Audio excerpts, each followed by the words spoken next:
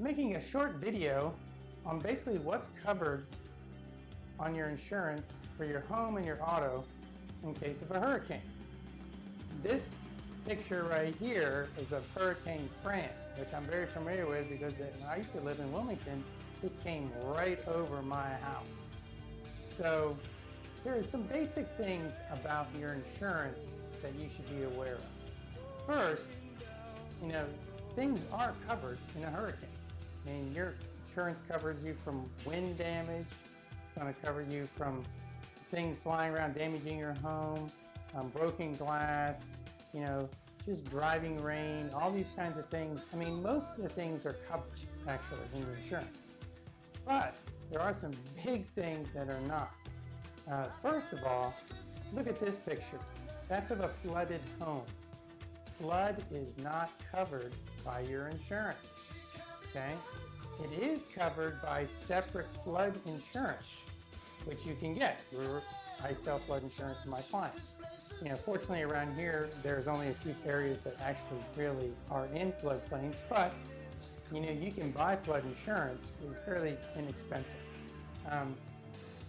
So flood is not covered, but what is covered is if things are damaged to your home, like for example, see this picture right here. This shows a tree falling on this guy's house. That's obviously covered. The wind blew it over, knocked it down. Now this next picture shows trees in the yard.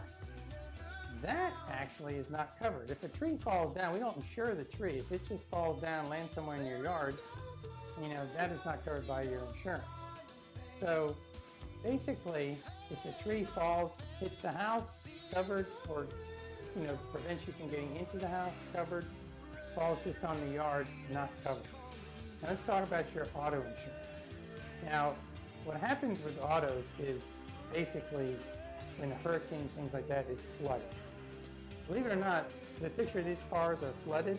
They're actually covered if the person has comprehensive on his car. If you've just got liability on that car is not covered. He's got comprehensive, that car is covered. See this next picture? Shows a tree falling on his car, smashing it. He's got comprehensive on that car, that's covered. If he doesn't, it's not. So it really just depends upon the kind of coverages you have. But most people have comprehensive on their car. Comprehensive is anything, it covers everything other than you running into somebody or something. Sometimes it's called anything other than collision coverage. That's what comprehensive is.